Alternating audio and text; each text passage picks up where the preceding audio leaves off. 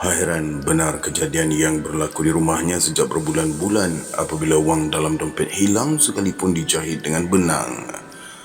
Asal sahaja kumbang atau rama-rama terbang ke tengah rumah, macam benarlah dia, tentu duit dalam poket akan hilang juga. Memang Safar tidak percaya sangat apabila isterinya Kamariah menuduh itu adalah perbuatan toyol yang menceroboh. Mencebik bibir Safar, mengejek isterinya kalau sebut mengenai toyol mencuri duit di dalam dompet. Masakan setelah ramai orang berpendidikan tinggi masih percayakan toyol yang boleh jadikan suruhan untuk mencuri duit. Tetapi Kamariah Shah tentu toyol yang melakukannya. Bersusah payah dia beli ikan puyuh dipelihara dalam akuarium biar toyol yang lakukan. Bersusah payah dibeli ikan puyuh yang dipelihara dalam akuarium biar toyol leka bermain. Ingat sangatlah Kamariah pesanan orang tua. Sekiranya toyol masuk menceroboh, peliharalah sahaja ikan puyuh. Tentu toyol akan leka bermain ikan puyuh hinggakan santap subuh, sampaikan dia tidak sempat mencuri duit di dalam dompet. Lantas sahaja Safar mengejek apabila isterinya memelihara ikan puyuh di dalam akuarium. Pelihara pun ikan puyuh, duit di dalam dompet tetap hilang juga. Bukan setakat sebelah malam sahaja, malah di siang hari duit yang baru dikeluarkan dari bank pun hilang. Awak tak percaya cakap saya, ini semua memang kerja toyol, gerutu Kamariah menyindir suaminya setelah duit yang disemat dengan pin di dalam dompet pun hilang. Safar tak peduli sekalipun isterinya berkeras menuduh itu adalah perbuatan toyol. Perkara toyol sama juga perbuatan ilmu syaitan yang merosakkan iman manusia. Sebab itulah Safar sanggup bersengkam mata sampai santak tengah malam melakukan solat sunat tahajud biar toyol tidak dapat mengganggu. Setiap kali bangun tengah malam, dia akan bacakan ayatul kursi hinggakan 313 kali. Asal sahaja dia tidak bangun lakukan solat sunat tahajud, duit dalam dompetnya akan hilang juga. Kalau tidak kenangkan amanat gurunya supaya banyak bersabar, memang mahu juga Safar Safar memekik sekuat hati melepaskan rasa yang mendongkol di dalam hati. Cubalah dengan ucub hali, ujar Udal Aziz sebaik sahaja diberitahu oleh Kamariah tatkala mereka suami isteri balik ke kampung. Safar ni bukan dia nak percaya pun. Mendengus Kamariah lantas mengerling ke suaminya. Ini bukan perkara percaya ataupun tak percaya, sahut Safar tersinggung dengan ejekan isterinya itu. Tapi betul ke perbuatan toyol atau tuduh-tuduh je? Dia mencebikkan bibir macam mengingatkan Kamariah. Buat apalah berbalah? Cuba tengok dulu dengan ucub ahli, tegas Udal Aziz tersengih-sengih. Apalah gunanya mereka berbalah kalau menyedari gangguan syaitan demikian. Lebih baik dicari puncanya biar gangguan itu boleh dihindarkan. Melawan syaitan bukannya sama berhadapan dengan orang yang terconggok di hadapan mata. Bila-bila boleh dibentak sekiranya berdegil tidak mahu mengalah. Gangguan syaitan hanya menyusup dalam sanubari yang boleh dikawal dengan penuh kesabaran. Kalau tidak dapat mengawal kesabaran, tentulah berbalah sesama sendiri hinggakan syaitan dapat merasuk ke dalam diri. Apalah sangat dengan wang di dalam dompet yang hilang kalau nak dibandingkan rumah tangga pecah akibat berbalah tidak dapat menahan sabar. Sebab itulah Udal Aziz mengingatkan mereka supaya tidak berbalah. Kalau bukan perbuatan syaitan, boleh jadi wang yang di dalam dompet dengan tidak dapat dilihat. Kerja siapa lagi? Sekiranya pencuri yang menyusup masuk ke dalam rumah, kenapa dia mengambil sebahagian sahaja wang di dalam dompet? Memang Safar juga percaya perbuatan syaitan mahu menguji kesabarannya. Tetapi dia tidak mahu menuduh perbuatan toyol kerana dia sendiri tidak melihatnya. Hanya cerita dari mulut ke mulut sahaja. Toyol menyusup masuk menyerupai anak kecil berbogel lantas mencuri duit di dalam dompet. Mereka percaya kalau ditaburkan kacang hijau, nescaya toyol akan bermain dengan kacang hijau berkenaan. Sekiranya diikatkan duit pada unjang tepung, toyol akan mengheret unjang berkenaan hinggakan sampai ke rumah tuan yang memeliharanya. Ketika ini mereka boleh mengesan Siapa tuan yang mengamalkan memelihara toyol untuk mencuri duit jiran-jiran? Tetapi Safar tidak mahu memerangkap sampaikan tuan yang mengamalkan ilmu syaitan ini menerima malu.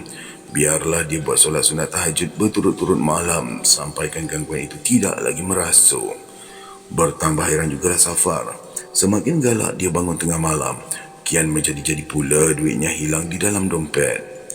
Terpaksa jugalah dia mengalah dengan kemahuan Kamariah apabila memberitahu pada Udal Aziz.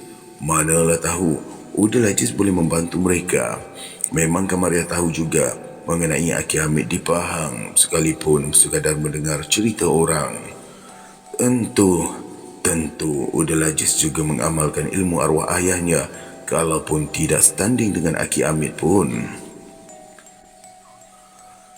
Tersengih-sengih saja Udal Aziz apabila diberitahu mengenai gangguan di rumah Safar. Perkara duit hilang dalam dompet tidak semestinya perbuatan mereka yang mengamalkan ilmu toyol yang menjelma seperti bayi berbogel menghisap ibu jari. Udal Aziz sendiri tidak pernah terserempak toyol menjelma di hadapan mata. Masakan dia dapat mengagak bentuk makhluk berkenaan. Tetapi Kamariah sudah beberapa kali terserempak lembaga hitam berbayangan seperti bayi yang melayang ke dalam bilik tidur. Apabila dipasang lampu, tiba-tiba saja asap berbau busuk di penjuru bilik. Apabila dijenguk, dia melihat longgokan arang kertas bekas terbakar masih lagi berasap. Cepat-cepat pula dia menggerakkan suaminya, suruh periksa wang di dalam dompet. Memang mengeluh pendeklah Safar apabila mendapati wang di dalam dompetnya hilang beberapa ringgit.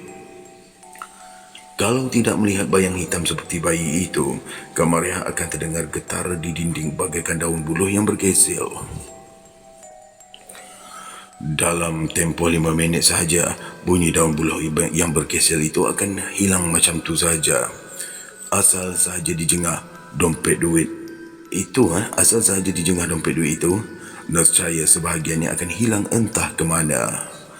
Bukan setakat bayang hitam seperti bayi dan bunyi daun buluh bergesel sahaja.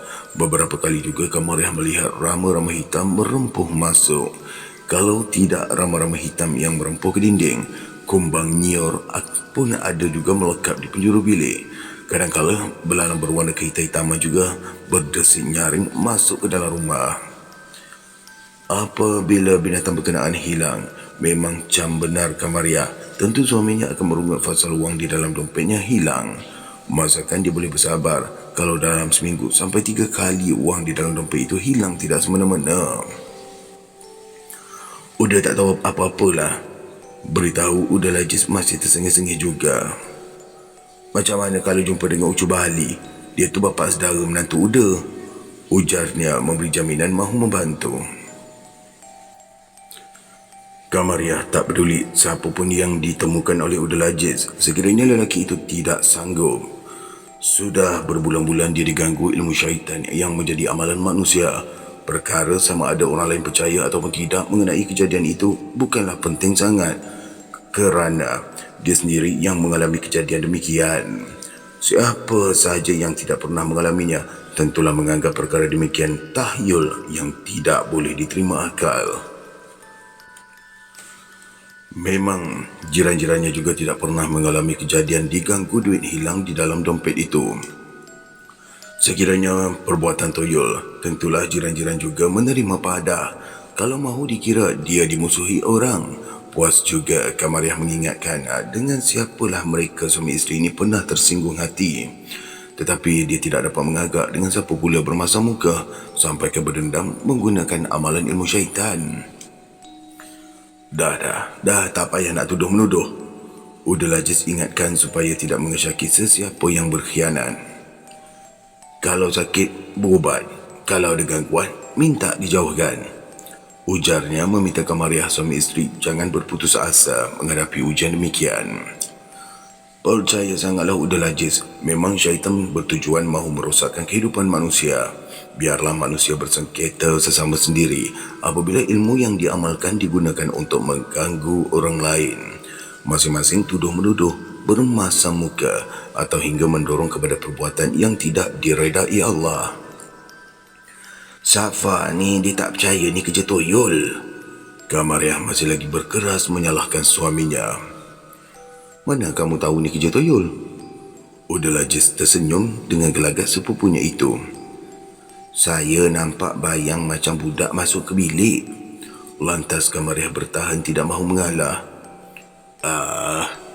Syaitan tu, dia sengaja nak kelirukan kita, ujar Udalajis perlahan. Sebab itulah kita ni jangan cepat menuduh kalau nampak bayangan macam tu. Tegasnya tidak mahu Kamariah terburu-buru. Bukan Kamariah sahaja tidak sabar hingga kan cepat menuduh, malah mak saudaranya di Pahang, Ulung Kitam, juga pernah terburu-buru menuduh cucunya diganggu pelesit apabila terkejang sampaikan terbalik mata. Tidak bertangguh, Ulung Kitam menyerbu ke rumah Alang Nyipah yang dituduhnya menyimpan pelesit di dalam kampung. Seisi kampung pun Allah. Maaf, lama tak sasul. Seisi kampung percaya Alang Nyipah memelihara pelesit setiap kali bunyi belalang mendesit di tengah malam. Asal saja sesiapa di dalam kampung terkejang merapik-rapik, memang mereka mengaku bertuankan Alang Nyipah. Maka marah benarlah Alang Nyipah apabila Ulung Kitam menyerbu ke tengah halaman menuduhnya memelihara pelesit hingga kan merasuk gadis kecil yang bernama Leha. Kalau tidak dileraikan oleh Aki Hamid, memang Alang Nyipah sanggup bergumul dengan Ulung Kitam. Perkara menuduh dia memelihara pelesit samalah macam menghina dirinya laksana sampah hanyut di tengah arus sungai. Apalah gunanya, ada typo lagi Apalah gunanya dia berulang alik ke surau mendirikan solat berjemaah kalau mengamalkan amalan yang tidak diredai Allah. Memang dia tidak dapat menahan sabar apabila Ulung Kitam menyerbu ke tengah halaman. Kalau setakat menuduhnya memelihara pelesit, memang tahu sangatlah Alang Nyipah sudah seisi kampung tidak percayakan dia. Siapa saja terkejang sampaikan terbalik mata, tentu mengaku dikirim pelesit dari peliharaan Alang Nyipah. Dia masih boleh bersabar selagi seisi kampung tidak mengancamnya. Tetapi Ulung Kitam sudah tidak menghormatinya lagi kalau menyerbu sampai ke tengah halaman. Mentang-mentang Leha terkejang terbalik mata, terus saja Ulung Kitam menuduh dia. Banyak sangat harta kau yang tak boleh nak terusik. Bentak Ulung Kitam meluahkan rasa mendongkol di hati sebaik sahaja tercegat di tengah halaman rumah Alang Nyipah. Masakan Alang Nyipah boleh berselindung lagi setelah Leha sendiri merapik fasal menjuluk buah kundang muda di tepi pagar sempadan tanah. Setelah menjuluk buah kundang muda itulah, tiba-tiba saja Leha rasa memual perut. Kemudian dia termuntah-muntah hingga akan jatuh pingsan, terus terkejang sampai terbalik mata. Kalau takat tengah baldi buah kundang tepi sempadan tanah tidak boleh dijolok, bila-bila Ulung Kitam boleh bayar harganya pada Alang Nyipah. Kenapa tergama Alang Nyipah menganiaya Leha dengan menyuruh pelesit merasuk? Kalau dibiarkan pelesit merasuk berterusan, tentu Leha akan menjadi gila, tidak boleh diubati. Sebab itulah Ulung Kitam tidak dapat menahan sabar bila-bila dia sanggup gonyoh muka Alang Nyipah ke pasir halaman kalau berani menyahut cabaran dia. Ulung Kitam mahu lihat sendiri pelesit peliharaan Alang Nyipah merasuk ke dalam dirinya.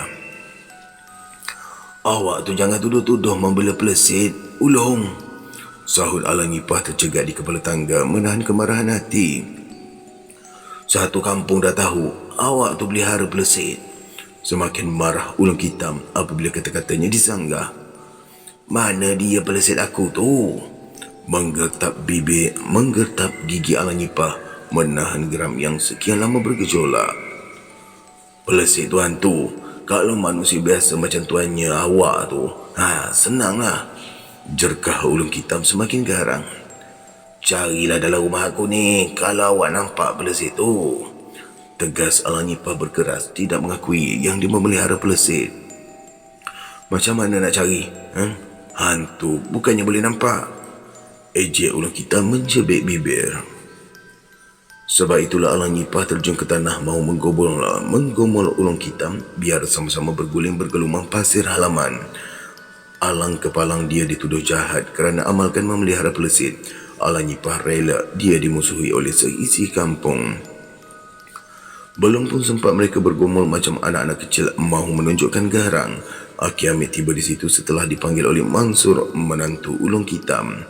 Serba salah juga Mansur apabila ibu mertuanya hilang sabar setelah Leha tiba-tiba saja terkejang terbalik mata.